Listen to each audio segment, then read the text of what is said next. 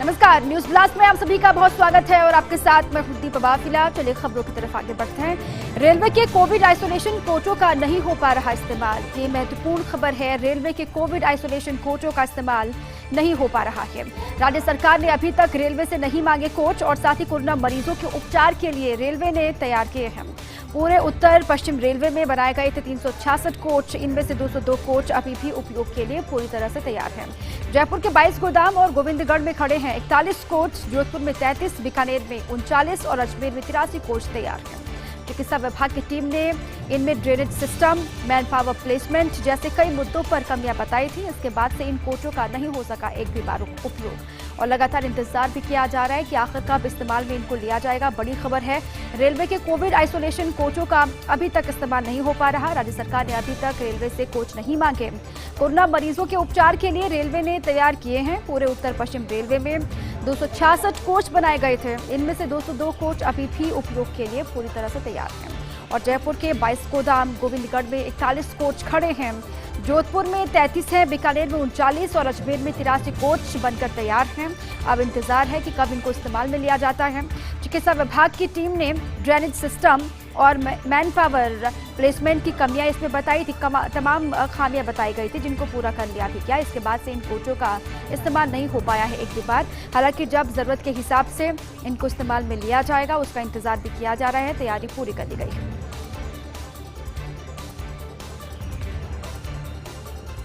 प्रदेश में 30 से ज्यादा इलेक्ट्रिक शवदाह बनाने की तैयारी चल रही है। प्रदेश में 30 से ज्यादा इलेक्ट्रिक शवदाह बनाने की तैयारी युद्ध स्तर पर है। स्वायत्त शासन विभाग इसकी तैयारी कर रहा है। अभाव वाले जितने भी नगर निगम या नगर परिषद है, इन इलाकों में इलेक्ट्रिक शवदाह गृह बनेंगे। इनके लिए पहले भामाशाह ढूंढे जा रहे जो निर्माण लागत वहन कर सकें। भामाशाह नहीं मिलने पर स्थानीय निकाय और सरकार इलेक्ट्रिक शवदाह गृह लगाएगी। अब शवदाह गृह को लेकर लगातार कई तरह की बातें भी हुई। कोविड के दरमियान मरीजों की तमाम मौतें आपने देखा, अलग अलग हिस्सों से लगातार मरीजों की मौत की तमाम खबरें आई। शमशान घाटों में भी स्थिति किसी से छिपी हुई नहीं है। ऐसे में 30 से ज्यादा इलेक्ट्रिक शवदाह गृह बनाने की तैयारी चल रही है। स्वायत्त शासन विभाग इसकी तैयारी कर रहा है। अभाव वाले जितने भी नगर निगम है, नगर परिषद है, इन इलाकों में इलेक्ट्रिक शवदाह गृह बनेंगे और इनके लिए भामाशाह पहले ढूंढे जा रहे हैं जो निर्माण लागत वहन कर सकेंगे। और अगर भामाशाह नहीं मिलते हैं तो ऐसी स्थिति में स्थानीय निकाय, सरकार इलेक्ट्रिक शवदाह गृह लगाएगी।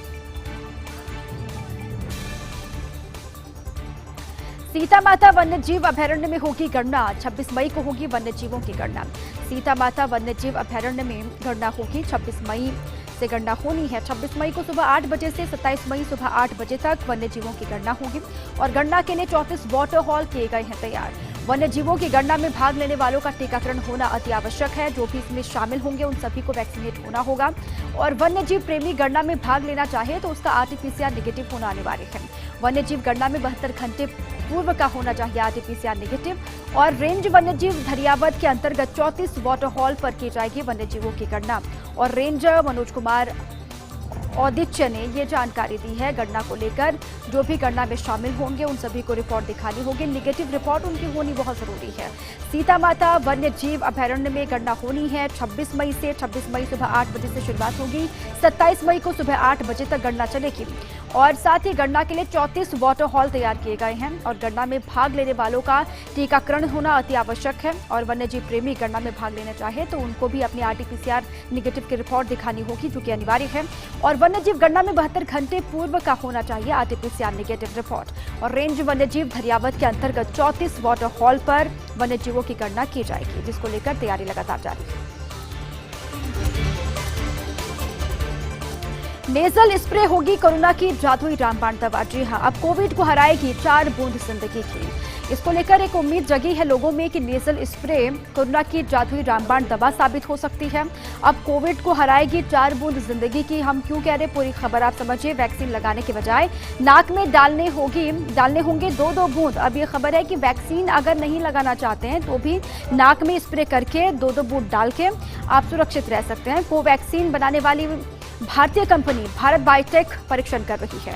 वॉशिंगटन विश्वविद्यालय के सहयोग से परीक्षण लगातार किया जा रहा है। भारत में 4 शहरों में ट्रायल हुआ और पहले फेज का परीक्षण सफल, दूसरे तीसरे फेज के परीक्षण की तैयारी है। नीति आयोग के स्वास्थ्य विशेषज्ञ बता चुके हैं इस नेजल स्प्रे को गेम चेंजर। नीति आयोग के स्वास्थ्य जो एक्सपर्ट्स हैं वो कह चुके हैं कि ये नेजल स्प्रे गेम चेंजर साबित हो सकता है। नेजल स्प्रे हुआ सफल तो बच्चों के लिए साबित होगा रामबाण। अब ये उम्मीद है कि नेजल स्प्रे अगर सफल होता है तो बच्चों के लिए रामबाण ये साबित होगा। साथ ही इसके लिए प्रशिक्षित स्वास्थ्य कर्मियों की भी जरूरत नहीं होगी, खुद इसको इस्तेमाल में ले सकते हैं, किसी स्वास्थ्य कर्मी की आवश्यकता नहीं होगी। हर स्तर पर इससे फायदा ही होगा, इसीलिए भी उम्मीद बहुत ज्यादा है नेजल स्प्रे को लेकर। कहा जा रहा है कि रामबाण साबित हो सकती है 2 बूंद जिंदगी की। नेजल स्प्रे वैक्सीन लगाने के बजाय नाक में डालने होंगे 2-2 बूंद। कोवैक्सीन बनाने वाली भारतीय कंपनी है भारत बायोटेक जो परीक्षण भी कर रही है। वॉशिंगटन विश्वविद्यालय के सहयोग से परीक्षण किया जा रहा है। भारत में 4 शहरों में इसका ट्रायल भी हुआ। पहले फेज का परीक्षण किया गया जो कि सफल रहा। दूसरे और तीसरे फेज का परीक्षण होना है जिसकी तैयारियां भी चल रही हैं। नीति आयोग के स्वास्थ्य एक्सपर्ट्स इसे गेम चेंजर बता चुके हैं और नेजल स्प्रे अगर सफल होता है तो ये आप समझिए कि बच्चों के लिए ये रामबाण साबित होगा। साथ ही इसके लिए प्रशिक्षित जो स्वास्थ्य कर्मी है उनकी भी आवश्यकता नहीं होगी। एक प्लस पॉइंट ये भी है, खुद इसका इस्तेमाल कर सकते हैं, खुद को सुरक्षित रख सकते हैं। पश्चिम बंगाल में हिंसा को लेकर आरोप प्रत्यारोप का दौर लगातार जारी है। पश्चिम बंगाल में जो हिंसा हुई उसको लेकर लगातार आरोप प्रत्यारोप का दौर चल रहा है। राज्यपाल जगदीप धनखड़ कूच बिहार का करेंगे दौरा। ये बड़ी जानकारी है कि राज्यपाल जगदीश धनखड़ है, माफ कीजिएगा, कूच बिहार का दौरा करेंगे। इसके बाद राज्यपाल असम में उन कैंपस का भी निरीक्षण करेंगे जिनमें बंगाल से भागकर भाजपा कार्यकर्ताओं ने शरण ले रखी है। इधर सीएम ममता ने इस मुद्दे पर राज्यपाल को पत्र लिखकर विरोध भी जाहिर किया है। कहा है कि कानून व्यवस्था मूलतः राज्य सरकार के कार्यक्षेत्र का विषय है। वहीं राज्यपाल ने जवाब देते हुए कहा कि आज सच्चाई जानना बेहद जरूरी है। जो हालात रहे हैं पश्चिम बंगाल के उसको लेकर लंबे वक्त से जो गतिरोध है राज्यपाल और सीएम के बीच में वो आपने देखा। अब दूसरी बार ममता की सरकार वहां पर आई है, एक बार फिर से वही गतिरोध देखने को मिल रहा है। आरोप प्रत्यारोप का दौर चल रहा है वो सीएम के बीच में और राज्यपाल के बीच में। जगदीप धनखड़ कूच बिहार का दौरा करेंगे और साथ ही इसके बाद राज्यपाल असम में उन कैंपस का भी निरीक्षण करेंगे जिनमें बंगाल से भागकर भाजपा कार्यकर्ताओं ने शरण ली है। इधर सीएम ममता ने इस मुद्दे पर राज्यपाल को खत लिखा और विरोध जाहिर किया और कहा कि कानून व्यवस्था मूलतः राज्य सरकार के कार्यक्षेत्र का विषय है और वहीं राज्यपाल ने जवाब देते हुए कहा कि आज सच्चाई जानना बहुत जरूरी है कि आखिर बंगाल में चल क्या रहा है।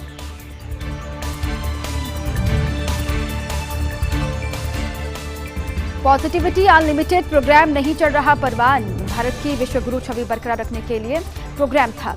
ये बड़ी खबर है कि पॉजिटिविटी अनलिमिटेड प्रोग्राम परवान नहीं चढ़ पा रहा। भारत की विश्व गुरु छवि बरकरार रखने के लिए प्रोग्राम था। सोशल मीडिया के जरिए चलाया था कैंपेन, लेकिन देश में अतिशीघ्र कोरोना पर फतह घोषित करना पड़ रहा है भारी। इधर विदेशी मीडिया ने कोरोना को लेकर दिखाया भारत को आईना और साथ ही लॉकडाउन हटाने, कुंभ चुनाव जैसे सुपर स्प्रेडर आयोजनों की मंजूरी का दोषी माना। अमेरिका राष्ट्रपति के कोरोना एडवाइजर ने भी दोषारोपण की पुष्टि की है। जो विदेशी मीडिया है वो लगातार भारत को लेकर तरह तरह की बातें भी कर रहा है। ये कहा गया कि चुनाव करवाए गए भारत में जब कोरोना पीक पर था, कुंभ में लोगों को जाने की अनुमति दे दी गई। इसको लेकर भी भारत सरकार की लगातार किरकिरी हो रही है। इसीलिए हम कह रहे हैं कि पॉजिटिविटी अनलिमिटेड जो प्रोग्राम था वो परवान नहीं चढ़ पा रहा। भारत की विश्व गुरु बनने की जो छवि थी वो बरकरार रखने के लिए प्रोग्राम चलाया गया था, लेकिन वो उल्टा साबित हो रहा है। सोशल मीडिया के जरिए कैंपेन चलाया गया था, लेकिन देश में अतिशीघ्र कोरोना पर फतह घोषित करना आसान काम नहीं लग रहा। इधर विदेशी मीडिया ने कोरोना को लेकर भारत को आईना दिखाना शुरू कर दिया है। लॉकडाउन हटाने को भी कहा गया कि गलत फैसला था। कुंभ में लोगों को जाने की अनुमति दे दी गई, वो भी गलत फैसला। और साथ ही चुनाव जैसे सुपर स्प्रेडर आयोजनों की मंजूरी का दोषी भारत को माना गया है। और अमेरिका के राष्ट्रपति के कोरोना एडवाइजर ने भी दोषारोपण भारत पर किया है और इसकी पुष्टि भी उनकी तरफ से की गई है। उत्तर प्रदेश ने रोका मोक्ष का रास्ता। कोरोना से मौत के बाद अस्थियों का विसर्जन बड़ी समस्या है। अब उत्तर प्रदेश ने मोक्ष का रास्ता रोक दिया है। कोविड के दौर में मौत के बाद अस्थियों का विसर्जन एक बहुत बड़ी समस्या बनकर अलग अलग राज्यों के सामने उभर कर सामने आ रही है। हरिद्वार जाने वाली रोडवेज की बसों को रोका यूपी ने। अस्थि कलश स्पेशल मोक्ष बसों का रास्ता रोका गया। यूपी सरकार ने राजस्थान की बसों की आवाजाही पर पूरी तरीके से रोक लगा दी है और साथ ही राजस्थान सरकार ने इस बारे में यूपी सरकार से बात करनी भी चाहिए थी, लेकिन अभी तक सुलझा ये मसला नहीं है। अभी तक कोई बीच का रास्ता निकलता हुआ नहीं दिख रहा है। अभी तक ये मसला नहीं सुलझा। इसके पीछे की वजह क्या हो सकती है? हालांकि बातचीत के जरिए हल निकले, कोई परेशानी किसी को ना हो, ये कोशिश लगातार की जा रही है, लेकिन उसके इतर भी ये परेशानी जस की तस है। यूपी ने मोक्ष का रास्ता रोक दिया है। ये हम क्यों कह रहे, पूरी खबर आपके सामने है कि मौत के बाद अस्थियों का विसर्जन एक बहुत बड़ी समस्या है देश के ही सामने। हरिद्वार जाने वाली रोडवेज की बसों को यूपी सरकार ने रोक दिया है और अस्थि कलश स्पेशल मोक्ष बसों का रास्ता रोका गया यूपी सरकार के द्वारा। यूपी सरकार ने राजस्थान की बसों की आवाजाही पर पूरी तरीके से रोक लगा दी है। राजस्थान सरकार ने इस बारे में यूपी सरकार से बात भी करनी चाहिए थी, लेकिन इसका भी कोई हल निकलता हुआ नहीं दिख रहा है। अभी बातचीत नहीं हो पाई है। उम्मीद यह है कि बातचीत होगी तो मोक्ष रथों को रवाना किया जाएगा, कोई अड़चन नहीं आएगी। जयपुर के बायोलॉजिकल पार्क से आ रही इस वक्त की बड़ी खबर है, आप तक पहुंचा रहे हैं। नाहरगढ़ बायोलॉजिकल पार्क के एशियाटिक लॉयन त्रिपुरा में कोरोना की पुष्टि। फर्स्ट इंडिया न्यूज पर खबर चलने के बाद IVRI बरेली से मांगी गई है रिपोर्ट। DCF उपकार बोराना ने IVRI बरेली से मंगाई मेल पर रिपोर्ट और रिपोर्ट में एशियाटिक लॉयन त्रिपुरा पाया गया कोरोना पॉजिटिव। हालांकि आज सुबह तक वन विभाग नहीं कर रहा था कोरोना की पुष्टि, जबकि कल शाम IVRI के संघ निदेशक डॉक्टर KP सिंह दे चुके थे मीडिया में बयान। DCF बोराना ने कहा कि आज फिर से भेजे जाएंगे त्रिपुरा और अन्य बिग कैट्स के सैंपल। सभी बिग कैट्स को पहले से ही इम्यूनिटी बूस्टर के तौर पर दवाई दी जा रही हैं और रिपोर्ट पॉजिटिव आने के बाद त्रिपुरा को किया शेल्टर में क्वारंटीन। अब चिंता वाली बात है, इस पर भी लगातार मंथन चल रहा है। अब रिपोर्ट पॉजिटिव आ गई है, इसको लेकर भी कहा जा रहा है कि पहले भी हालांकि चर्चा हुई थी, पहले भी मंथन हुआ था इसी मसले को लेकर, लेकिन कोई हल नहीं निकला। बायोलॉजिकल पार्क से यह बड़ी खबर है कि नाहरगढ़ बायोलॉजिकल पार्क के एशियाटिक लॉयन त्रिपुरा में कोरोना की पुष्टि हो गई है। फर्स्ट इंडिया न्यूज पर खबर चलने के बाद IVRI बरेली से रिपोर्ट मांगी गई। DCF उपकार बोराना ने IVRI बरेली से मेल के जरिए रिपोर्ट मांगी और रिपोर्ट में Asiatic lion Tripura corona positive पाया गया। हालांकि आज सुबह तक वन विभाग की टीम ने कोई पुष्टि नहीं की। इसको लेकर कई तरह उनसे सवाल भी पूछे गए कई बार, लेकिन उनसे कोई जानकारी नहीं मिली, नहीं उन्होंने पुष्टि की। जबकि कल शाम को IVRI के संयुक्त निदेशक हैं डॉक्टर KP सिंह, जो मीडिया में बयान दे चुके थे। DSF बोराना ने यह कहा है कि आज फिर से त्रिपुरा और बिग कैट्स के सैंपल भेजे जाएंगे। सभी बिग कैट्स को पहले से ही इम्यूनिटी बूस्टर के तौर पर दवाई दी जा रही है और रिपोर्ट पॉजिटिव आने के बाद त्रिपुरा को शेल्टर में क्वारंटीन किया गया है। वैक्सीन की 2 डोज के बीच अंतर में बदलाव संभव है। वैक्सीन की दो डोजेस लग रही हैं, उसके बीच में बदलाव संभव है। ये कहा जा रहा है 2 डोज के बीच कितना अंतर हो, इसके लिए प्रोटोकॉल में बदलाव हो सकता है। इसको लेकर शुरुआत से ही कई तरह की बातें भी की जा रही है कि 2 डोज में कितना वक्त लिया जाए या फिर जो वक्त लिया जा रहा है वो काफ़ी है क्या। अब खबर यह है कि इन दोनों डोजों में बदलाव हो सकता है, जो अंतर है उसमें बदलाव किया जाएगा। 2 डोज के बीच में कितना वक्त लिया जाए, इसको लेकर प्रोटोकॉल में बदलाव किया जाएगा। साथ ही एडवाइजरी ग्रुप ने सरकार को दी महत्वपूर्ण सिफारिशें। अगर स्वास्थ्य मंत्रालय सिफारिशें मानता है तो संक्रमित मरीजों के स्वस्थ होने के 6 महीने बाद वैक्सीन लगाई जाएगी, जबकि कोविशील्ड की 2 डोज के बीच का अंतर हो सकता है 16 हफ्ते का। गर्भवती स्तनपान कराने वाली महिलाएं भी ले सकेंगे टीका, ऐसी भी खबर है। इन सिफारिशों पर जल्द ही कोई फैसला हो सकता है। शुरुआत से ये कंफ्यूजन की स्थिति थी सभी के सामने। जो वैक्सीन की पहली डोज ले रहे हैं उनको दूसरा डोज कब लेना है, लोगों की कई तरह की सवाल भी लोग पूछ रहे थे। उसी पर यह खबर भी महत्वपूर्ण है कि 2 डोज के बीच अंतर में बदलाव हो सकता है और प्रोटोकॉल में कुछ तब्दीली करने के बारे में मंथन भी लगातार चल रहा है। एडवाइजरी ग्रुप ने सरकार को महत्वपूर्ण सिफारिशें दी हैं और खबर यह कि अगर स्वास्थ्य मंत्रालय सिफारिशें मानता है तो संक्रमित मरीजों के स्वस्थ होने के 6 महीने बाद वैक्सीन लगाई जाएगी, जबकि कोविशील्ड की 2 डोज के बीच का अंतर हो सकता है 16 हफ्ते का। गर्भवती स्तनपान कराने वाली महिलाओं के लिए भी अच्छी खबर है कि वो भी वैक्सीन लगवा सकती हैं। इन सिफारिशों पर जल्द ही कोई अंतिम फैसला निकलकर सामने आ सकता है। अब शुरुआत से लेकर लगातार इसको लेकर भी कंफ्यूजन कि गर्भवती महिलाएं क्या वैक्सीन लगवा सकती हैं। जो स्तनपान करवा रही हैं महिलाएं, उनको लेकर भी ये खबर थी कि उनके लिए हो सकता है कि वैक्सीन सुरक्षित ना हो। लेकिन अब ये राहत वाली बात यह है कि सिफारिशों को अगर स्वास्थ्य मंत्रालय मानता है तो राहत गर्भवती महिलाओं के लिए भी, जो प्रेग्नेंट लेडीज हैं उनके लिए भी कि वो वैक्सीन लगवा सकती हैं और जो स्तनपान करवा रही हैं उनके लिए भी खबर ये कि वो भी वैक्सीन लगवा सकती हैं। स्वास्थ्य मंत्रालय लगातार मंथन भी कर रहा है, जल्द ही पूरी स्थिति साफ होने की उम्मीद है। और जो 2 डोजेस लग रहे हैं अभी हालिया कोवैक्सीन कोविशील्ड दोनों के बीच में जितना वक्त लिया जा रहा है वो क्या काफ़ी है। लोगों से तमाम तरह के सवाल भी मिले सोशल मीडिया के जरिए। लोग लगातार सवाल भी ये पूछ रहे हैं हेल्थ एक्सपर्ट से कि कितना अंतर दोनों डोज के बीच में होना चाहिए। अब खबर ये है कि स्वास्थ्य मंत्रालय इसको लेकर लगातार मंथन भी कर रहा है, इसको लेकर लगातार हेल्थ एक्सपर्ट्स की राय भी ली जा रही है। जल्द ही जो प्रोटोकॉल बनाए गए हैं उनमें कोई बदलाव दिखाई दे सकता है, जल्द ही कोई फैसला निकलकर सामने आ सकता है। भारत में कोरोना का कहर लगातार जारी है। भारत में पिछले 24 घंटे का आंकड़ा आपको बताते हैं कि भारत में कोविड के जो केसेस हैं वो लगातार बढ़ रहे हैं। पिछले 24 घंटे में कोरोना के 3,62,727 नए केस निकलकर सामने आए हैं और साथ ही भारत में पिछले 24 घंटे में कोरोना से 4,120 लोगों की जान गई है और साथ ही 24 घंटे में 3,52,181 मरीज स्वस्थ होकर वापस घर लौटे यानी कि रिकवर हुए हैं। ये राहत वाली बात है। और लगातार भारत में अब तक जो कोरोना वैक्सीन के मसले सामने आए हैं उसको लेकर वैक्सीन के मामले सामने आए हैं, कितने लोगों को वैक्सीन लगवाई गई है वो भी डेटा आपको बताएंगे। लेकिन अभी तक कोरोना के जो केस हैं वो 2,37,03,665 हैं और साथ ही भारत में कोरोना के जो केसेस हैं 1,97,34,823 मरीज स्वस्थ होकर घर लौटे हैं और साथ ही कोरोना से अब तक 2,58,317 लोगों की मौत हो चुकी है और साथ ही कोरोना के 37,10,525 एक्टिव केस हैं भारत में और साथ ही वैक्सीन कोरोना की अभी तक जो लोगों को लगी है उनकी संख्या है 17,72,14,256। राहत वाली बात यह है कि बड़ी संख्या में लोग वैक्सीनेट भी हो रहे हैं, लेकिन जो एक्टिव केसेस की संख्या है वो नहीं घट रही है। चिंता इस बात को लेकर कि अगर वैक्सीन लोगों को लग रही है तो फिर एक्टिव केसेस की संख्या में कमी क्यों नहीं आ रही, लोग लापरवाही क्यों कर रहे हैं प्रोटोकॉल के बावजूद भी।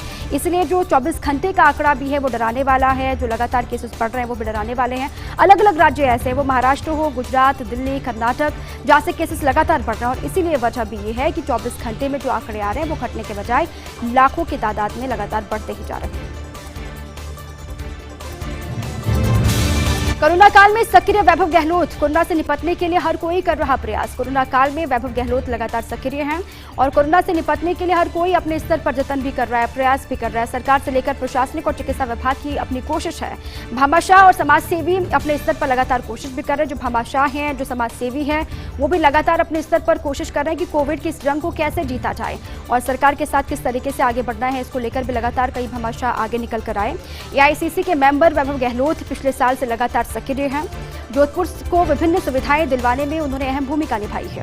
ऑक्सीजन की कमी के चलते मरीजों को नहीं हो कोई परेशानी, ये उनकी कोशिश है। वैभव गहलोत के प्रयासों से जोधपुर पहुंचे 110 ऑक्सीजन सिलेंडर। गुजरात से 110 ऑक्सीजन सिलेंडर पहुंचे हैं जोधपुर और कुछ देर में किए जाएंगे प्रशासन को सुपुर्द। प्रशासन जरूरतमंद मरीजों को उपलब्ध ये करवाएगा। खबर यह है कि प्रशासन जरूरतमंद जो मरीज है उन तक ये ऑक्सीजन सिलेंडर पहुंचाएगा। ये राहत वाली बात है जोधपुर के लिए। लगातार खुद एक्टिव मोड में दिखाई दे रहे हैं। जो पहली लहर थी कोविड की तब से ही आप देख रहे हैं वैभव गहलोत लगातार सक्रिय हैं। हर संभव कोशिश जोधपुर के लोगों को किस तरीके से सहूलियत मिले, मरीजों को किस तरीके से राहत मिले, ये उनकी कोशिश है और कोरोना से निपटने के लिए वो लगातार प्रयासरत भी है। सरकार से लेकर प्रशासनिक चिकित्सा विभाग के तमाम अधिकारी अपने स्तर पर कोशिश कर रहे हैं। भामाशाह समाज सेवी संगठन लगातार सामने भी आ रहे हैं और इसी फहरिस्त में एआईसीसी के मेंबर वैभव गहलोत पिछले साल से लगातार सक्रिय हैं। जोधपुर को विभिन्न सुविधाएं दिलवाने के लिए वो लगातार कोशिश भी कर रहे हैं। उन्होंने अहम भूमिका निभाई है अभी तक और ऑक्सीजन की कमी के चलते मरीजों को कोई परेशानी ना हो, इसके लिए उनके प्रयास जो हैं वो रंग लेकर आए हैं। जोधपुर पहुंचे 110 ऑक्सीजन सिलेंडर और गुजरात से इन सिलेंडर्स को मंगाया गया है। कुछ देर के बाद खबर यह है कि प्रशासन को सुपुर्द किए जाएंगे सिलेंडर्स और साथ ही प्रशासन उन जरूरतमंद लोगों तक इनको पहुंचाएगा जिनको एक्चुअल में इनकी जरूरत है, जिनको वाकई में ऑक्सीजन की इस वक्त दरकार है। जयपुर से खबर है, जयपुर में आज अधिकांश केंद्रों पर बंद रहेगा वैक्सीनेशन। आज अधिकतर सेंटर्स ऐसे होंगे जो बंद रहेंगे। राजधानी के डिस्ट्रिक्ट स्टोर में कोरोना वैक्सीन की डोज खत्म हो गई है। ऐसे में सिर्फ फील्ड में मौजूद वैक्सीन डोज ही लग पाएगी लोगों को। जयपुर सीएमएचओ प्रथम ने वैक्सीनेशन के लिए जारी किए केंद्रों के नाम। जयपुर शहर में महज एसएमएस आइसोलेशन सेंटर, यूपीएचसी तोपखाना देश, यूपीएचसी रामगंज, यूपीएचसी तोपखाना खजूरी, विधानसभा सचिवालय में लगेगा कैंप और इसके अलावा ग्रामीण इलाकों में 23 जगह पर लगाई जाएगी वैक्सीन। इसके अलावा सीएमएचओ सेकेंड के एरिया में कुल 38 जगहों पर आयोजित होंगे कैंपेन। आम दिनों में जयपुर में 200 से अधिक साइटों पर आयोजित होते हैं कैंप, लेकिन वैक्सीन की कमी है और इसीलिए कहा जा रहा है कि आज केंद्र अधिकतर जो है वो बंद रहेंगे। लोगों को परेशानी हो सकती है, जो वैक्सीन लगवाना चाहते हैं उनको भी निराशा होगी जाहिर तौर पर, क्योंकि जो डिस्ट्रिक्ट स्टोर में कोरोना की कमी है उसी को लेकर सेंटर्स बंद रहेंगे। ऐसे में सिर्फ फील्ड में मौजूद वैक्सीन डोज ही उपयोग में लिए जाएंगे, लोगों को लगेंगे। जयपुर सीएमएचओ प्रथम ने वैक्सीनेशन के लिए केंद्रों के नाम जारी किए हैं। जयपुर शहर में महज एसएमएस आइसोलेशन सेंटर में, यूपीएचसी तोपखाना देश में, यूपीएचसी रामगंज, यूपीएचसी तोपखाना हुजूरी, विधानसभा सचिवालय में कैंप लगेगा और इसके अलावा ग्रामीण इलाकों में 23 जगह पर वैक्सीन लगाई जाएगी। इसके अलावा सीएमएचओ सेकेंड के एरिया में कुल 38 जगहों पर आयोजित हो गए कैंप। आम दिनों में जयपुर में 200 से अधिक साइटों पर आयोजित होते हैं कैंप, लेकिन जब वैक्सीन नहीं है तो फिर इसीलिए इसको आगे बढ़ाया गया, ये फैसला भी लिया गया कि सेंटर्स बंद ही रहेंगे, क्योंकि अगर सेंटर्स खुले होंगे लोग वहाँ पर पहुँचेंगे और वहाँ पर पहुँच कर लोगों को निराशा होगी। इसलिए पहले ही ये जो सूची है वो जारी कर दी है कि कहाँ कहाँ पर वैक्सीन लग रही है और कौन से सेंटर हैं जो बंद हैं। देश में बच्चों के कोरोना वैक्सीन ट्रायल पर बड़ी खबर है। 2 से 18 साल के बच्चों के ट्रायल की मंजूरी मिल चुकी है। देश में बच्चों के कोरोना वैक्सीन ट्रायल पर ये बड़ी और महत्वपूर्ण खबर आपके सामने। 2 से 18 साल के बच्चों के ट्रायल की मंजूरी, दूसरे और तीसरे फेज के ट्रायल की मंजूरी। DCGI ने दी कोवैक्सीन ट्रायल को मंजूरी और साथ ही 525 बच्चों पर भारत बायोटेक करेगा ट्रायल। अब ये खबर है कि 525 बच्चों पर भारत बायोटेक ट्रायल करेगा। अब इसको लेकर लगातार शुरुआत से ये कहा जा रहा था कि बच्चों का क्या होगा, क्योंकि तीसरी लहर आने वाली है। दूसरी वेव में भी ये खबर थी कि बच्चों के लिए वेव बहुत घातक है। तीसरी वेव जब आएगी तो इसके लिए बच्चों को पहले से इम्यून मजबूत करना होगा। बच्चे सुरक्षित कैसे रहेंगे, अभिभावकों के भी तमाम तरह के सवाल थे। अब उसी को लेकर ये खबर है कि 2 से 18 साल के जो बच्चे हैं उन पर ट्रायल की मंजूरी मिल चुकी है। दूसरे और तीसरे फेज के ट्रायल की मंजूरी दे दी गई है। DCGI ने कोवैक्सीन ट्रायल को मंजूरी दी और 525 बच्चों पर भारत बायोटेक ट्रायल करने वाला है। कोरोना संकट में नेकी करने से बढ़ी मुसीबत। कोरोना की दूसरी लहर में मदद करने वाले कुछ नायक उभर कर सामने आए। ये सभी बिना किसी भेदभाव के लोगों को हर सुविधा करा रहे उपलब्ध। नेता श्रीनिवास बीवी, दिलीप पांडे, पप्पू यादव, गौरव राय बने दानवीर, लेकिन शायद इनका नेक काम केंद्र राज्य सरकारों का नहीं, उनको पसंद नहीं आ रहा और तभी इन नायकों पर किसी न किसी बहाने कार्रवाई की जा रही है। जो लगातार आपने देखा सोशल मीडिया पर जिनकी चर्चाएं भी होती रही, कोविड के इस विकट परिस्थितियों में जिन्होंने मोर्चा संभाले रखा अपने स्तर पर, बिना राज्य सरकार की मदद के, बिना केंद्र सरकार की मदद के, जिन्होंने खुद से अपनी सूझबूझ से कोरोना की इस दूसरी लहर में लोगों की मदद की, वो कुछ नायक उभर कर सामने आए हैं, जिनकी तस्वीरें भी हम आपको दिखा रहे हैं। भेदभाव के बगैर लोगों की मदद की, उन तक सुविधाएं पहुंचाई। नेता श्रीनिवास बीवी, दिलीप पांडे, पप्पू यादव, गौरव राय, उनमें से कुछ नाम हैं जो दानवीर साबित हुए, सोशल मीडिया पर भी जिनकी खूब चर्चाएं हुई। लेकिन शायद इनका जो नेक काम है वो केंद्र और राज्य सरकारों को पसंद नहीं आ रहा है और इसीलिए इन नायकों पर किसी न किसी बहाने से कार्रवाई की जा रही है। इन कार्रवाइयों की वजह से इनके जो फैंस हैं वो भी बेहद गुस्से में हैं। वो कह रहे हैं कि कोविड के दौर में भले ही राज्य सरकार, केंद्र की सरकार काम कर रही हो, लेकिन उन लोगों तक मदद इन लोगों ने पहुंचाई जहां पर सरकारें नहीं पहुंच पाई, लेकिन उसके बावजूद भी इन पर कार्रवाई हो रही है, जो कि गलत है। सुशील मोदी का मंत्री पद मृग मरीचिका, आखिरकार कब खत्म होगा मंत्री पद का इंतजार। अब ये भी बड़ा सवाल है कि सुशील मोदी का मंत्री पद जो है वो मृग मरीचिका बना हुआ है। लगातार वो इंतजार कर रहे हैं, लेकिन ये उम्मीद उनकी पूरी हो नहीं पा रही है। बिहार से बड़ी आस लेकर पार्टी लखमान के बुलावे पर दिल्ली वो आए थे। फिलहाल पार्टी ने उन्हें भेजा है राज्यसभा।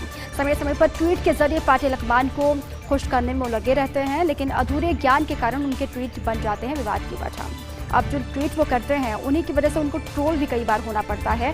खबर ये भी है कि उनको उम्मीद है कि केंद्र में उनको कोई महत्वपूर्ण जिम्मेदारी मिलनी है, केंद्र से कोई उनको आस है, लेकिन वो आस फिलहाल पूरी होती हुई नहीं दिख रही है।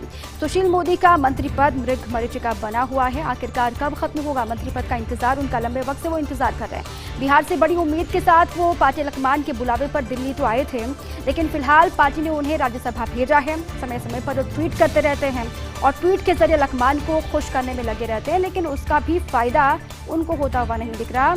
उसके उलट वो सोशल मीडिया पर अपने ट्वीट के जरिए खुद ही ट्रोल हो जाते हैं। तेजस्वी सूर्या बन रहे भाजपा के नए कट्टरपंथी नेता, सांप्रदायिक ध्रुवीकरण, विवादित बयानों से आए चर्चा में। तेजस्वी सूर्या लगातार भाजपा के नए कट्टरपंथी नेता के तौर पर किस तरीके से उभर रहे हैं आप देखिए। सांप्रदायिक ध्रुवीकरण, विवादित बयानों से वो चर्चा में आए। मानो भाजपा ने भी अब तेजस्वी सूर्या पर ही भरोसा जताया है। गिरिराज सिंह, प्रज्ञा सिंह, अनुराग ठाकुर, कपिल मिश्रा आदि को छोड़ दिया पीछे। सूर्या चुनाव से पहले ही बेंगलुरु में हिंदू मुस्लिम की राजनीति को दे रहे हवा और बेंगलुरु में कोविड वॉर रूम को सांप्रदायिक रंग देकर खड़ा कर दिया नया विवाद। इसको लेकर काफी किरकिरी भी उनकी हुई थी। मीडिया, सोशल मीडिया पर हुई आलोचना पर भी माफी मांगने से साफ इनकार कर दिया था। सूर्या ने विवादित बयानबाजी में तो अपने राज्यों के अनंत हेगड़े को भी पीछे छोड़ दिया है और इसीलिए हम कह रहे हैं कि वो भाजपा के नए कट्टरपंथी नेता के तौर पर उभर कर सामने आ रहे हैं। चुनाव को लेकर भी कई तरह की बातें उनकी तरफ से कही गई। सांप्रदायिक ध्रुवीकरण, विवादित बयानों से वो सुर्खियों में आए। मानो भाजपा ने भी अब तेजस्वी सूर्या को खुला छोड़ दिया है, फ्री हैंड दे दिया है और गिरिराज सिंह, प्रज्ञा सिंह, अनुराग ठाकुर, कपिल मिश्रा आदि को, तमाम बड़े लीडर्स जो लगातार विवादों के जरिए सोशल मीडिया पर छाए रहे, उनको भी तेजस्वी सूर्या ने पीछे छोड़ा। और सूर्या चुनाव से पहले ही बेंगलुरु में हिंदू मुस्लिम की राजनीति को हवा दे रहे हैं और बेंगलुरु में कोविड वॉर रूम को सांप्रदायिक रंग दिया, जिसको लेकर विवाद भी खड़ा हुआ। मीडिया, सोशल मीडिया पर आलोचना उनकी हुई, लेकिन साफ तौर से उन्होंने कहा कि वो माफी नहीं मांगेंगे, जिसको लेकर भी उनकी आलोचना की गई। सूर्या ने विवादित बयानबाजी में तो अपने राज्य के अनंत हेगड़े तक को पीछे छोड़ दिया है और एक कट्टरपंथी नेता के तौर पर उभर कर सामने आ रहे हैं।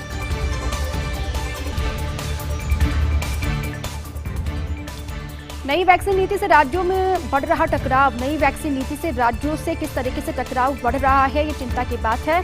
केंद्र और राज्यों के बीच सद्भाव की संभावना हो रही खत्म।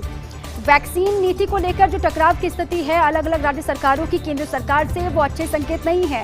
केंद्र और राज्यों के बीच सद्भाव की संभावना खत्म होती हुई दिखाई दे रही है। पहले तो सभी राज्यों ने ऑक्सीजन रोकने का एक दूसरे पर आरोप लगाया था, लेकिन अब वैक्सीन नीति की वजह से प्रतिस्पर्धा या टकराव की संभावना बढ़ी है। सभी राज्य जल्दी से जल्दी और ज्यादा से ज्यादा वैक्सीन करना चाहते हासिल। हालांकि इस प्रतिस्पर्धा में सफलता किसी को भी मिलती हुई दिखाई नहीं दे रही है फिलहाल। ऐसे में राज्यों ने नया तरीका निकाल ग्लोबल टेंडर की रणनीति बनानी शुरू कर दी है। राजस्थान, दिल्ली, महाराष्ट्र, कर्नाटक, आंध्र, तेलंगाना, ओडिशा आदि राज्यों से इसका ऐलान भी हो चुका है और साथ ही राज्यों में भारतीय कंपनियों से वैक्सीन लेने समेत ग्लोबल टेंडर को लेकर होड़ मची हुई है। अब जो राज्य खुद में ही उलझते हुए दिखाई दे रहे थे, वो केंद्र के खिलाफ भी हल्ला बोल कर रहे हैं। वो अलग अलग आरोप केंद्र सरकार पर लगातार राज्य की सरकारें लगा रहे हैं। वैक्सीन नीति को लेकर राज्य में उलझे हुए हैं और कई राज्य ऐसे हैं जो केंद्र पर हमलावर हैं कि उनके साथ भेदभावपूर्ण रवैया अख्तियार किया जा रहा है। शहरों में ऑक्सीजन प्लांट्स बनाने को लेकर बड़ी खबर है। राज्य सरकार ने 2 फर्मों को जारी किया था लेटर ऑफ एक्सपेटेंस। आज दोनों फर्मों ने दी अपनी सहमति। गौतम बुद्ध नगर की all time data private limited, Exicon event media solutions को जारी किया गया लेटर। ये फर्म का 1 वर्ष तक संचालन और रखरखाव करेंगी। प्लांट लगाने, उसे शुरू करने, टेस्टिंग का काम 2 महीने में करेगी। 2 साल की डिफेक्ट लायबिलिटी पीरियड की शर्त लागू होगी और इस दरमियान प्लांट खराब होने पर इन्हें दुरुस्त करने की जिम्मेदारी भी होगी। प्लांट लगाने वाली फर्म की होगी पूरी जिम्मेदारी। फर्म को जल्द जारी किया जाएगा वर्क ऑर्डर और एक फर्म 60 और दूसरी फर्म 45 प्लांट्स लगाएगी। ये फर्म 50, 75 और 100 सिलेंडर की क्षमता का प्लांट लगाएंगी। सरकार का लक्ष्य है कि 59 शहरों में 62 प्लांट्स लगाने चाहिए और एक स्थान पर जरूरत के अनुसार लगेंगे 1 से अधिक प्लांट्स।